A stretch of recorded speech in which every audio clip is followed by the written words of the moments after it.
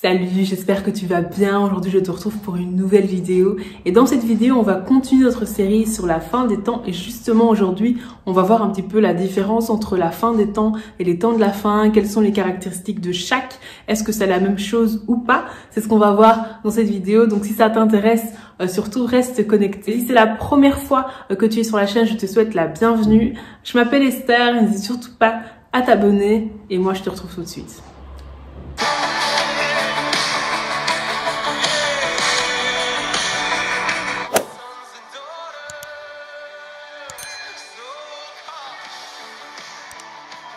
Alors pour commencer, je t'invite à prendre la Bible et aller avec moi dans le livre des Hébreux à partir du chapitre 1er.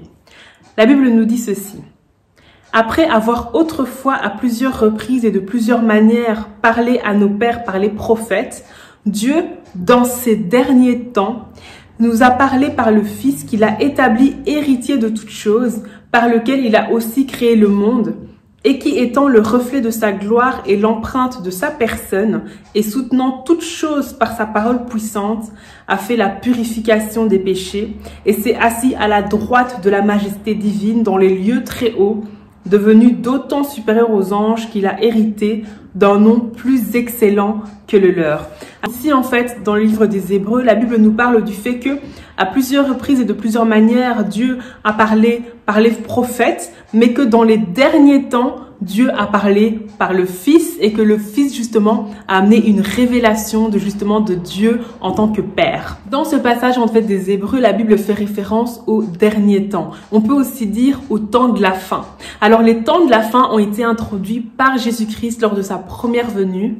Et il nous a introduit en fait la révélation du Père pour nous permettre d'entrer dans l'éternité avec Dieu. Que les prophètes nous ont amené la révélation de Dieu, Jésus-Christ a amené la dernière révélation de Dieu qui est celle de Dieu en tant que Père. La révélation du Père, elle est disponible en fait dans les temps dans lesquels nous sommes actuellement, qui sont les temps de la grâce. La possibilité en fait de découvrir Dieu en tant que Père au travers de la nouvelle naissance, par la foi en Jésus-Christ et par la repentance. Nous sommes dans les temps de la grâce et nous sommes dans les temps de la grâce depuis en fait que Jésus-Christ est venu sur la terre. Les temps de la fin, donc c'est les temps dans lesquels nous sommes et dans lesquels nous serons jusqu'à l'enlèvement de l'Église. Ce moment en fait où toutes les personnes nées de nouveau qui vivent selon la parole de Dieu et qui marchent selon l'Esprit seront enlevées en un clin d'œil de la surface de la terre. C'est jusqu'au moment justement de l'enlèvement que nous serons dans la grâce. Par contre, la fin des temps, ça fait référence à quelque chose d'un petit peu différent dont Jésus-Christ nous parle en fait dans le livre de Matthieu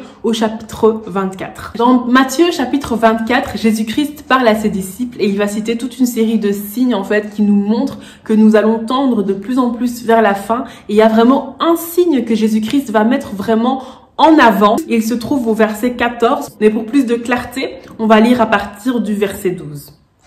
Et parce que l'iniquité se sera accrue, la charité du plus grand nombre se refroidira, mais celui qui persévérera jusqu'à la fin sera sauvé. Cette bonne nouvelle du royaume sera prêchée dans le monde entier pour servir de témoignage à toutes les nations.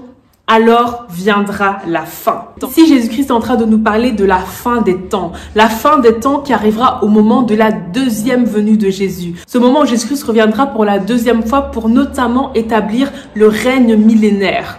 Justement, le signe en fait qui nous montre que nous allons de plus en plus tendre vers la deuxième venue de Jésus, le signe que nous montre que nous sommes en train de tendre de plus en plus vers la fin des temps, Jésus-Christ nous le dit lui-même, c'est le fait que l'évangile sera prêché dans le monde entier. Plus on va voir des intercesseurs et des prédicateurs se lever pour aller prêcher l'évangile dans le monde entier, plus on saura en fait qu'on est en train d'approcher de plus en plus vers la deuxième venue de Jésus. Donc les temps de la fin, c'est de la première venue de Jésus à l'enlèvement de l'Église, c'est la dispensation de la grâce. Et la fin des temps, ça commence en fait à partir de la prédication de l'Évangile dans les nations jusqu'à la deuxième venue du Seigneur Jésus. Donc la fin des temps commence avant l'enlèvement de l'Église. Ce qu'il faut savoir en fait, c'est qu'il y a toute une partie du monde qui n'est pas du tout évangélisée, toute une partie du monde qui n'a jamais entendu parler de l'évangile. C'est une partie du monde qu'on appelle aussi la fenêtre 10-40. Ce sont de très très nombreux pays dans lesquels l'évangile n'a pas du tout pénétré, des pays qui sont vraiment hermétiques en fait au message de l'évangile. Et plus on va voir l'évangile être prêché dans le monde entier et particulièrement dans ces pays-là, plus des personnes, des missionnaires vont aller dans ces pays pour aller y arracher des âmes. Plus en fait on va voir qu'on est en train de tendre de plus en plus vers la deuxième venue de Jésus lorsqu'il viendra établir le règne millénaire. Alors s'il y a des thèmes que j'ai mentionnés dans la vidéo avec lesquels tu n'es pas vraiment familier, comme par exemple l'enlèvement de l'église, la deuxième venue de Jésus ou encore le règne millénaire, ne t'inquiète pas, ce sont vraiment des thématiques qu'on va aborder tout au long des prochaines vidéos qui vont suivre. Mais aujourd'hui en fait le but de cette vidéo c'était vraiment de voir en fait quelle est la différence entre la fin des temps et les temps de la fin d'un point de vue purement biblique, et aussi de comprendre en fait où est-ce que nous sommes positionnés par rapport à ça. En tout cas, j'espère vraiment que cette vidéo t'a béni, qu'elle t'a permis de comprendre un petit peu mieux. Alors, je te retrouve jeudi prochain pour la prochaine vidéo pour continuer sur notre série. Donc, cette vidéo-là, on parlera justement de la différence entre l'église de Satan et l'église de Jésus. Donc, je pense que c'est une vidéo qui va vraiment te bénir. Donc, je t'encourage à rester connecté. Et sinon, on se retrouve de toute façon lundi pour notre Monday Talk. En tout cas, merci beaucoup d'avoir suivi cette vidéo jusqu'au bout. Que le Seigneur te bénisse et à très bientôt pour une prochaine vidéo.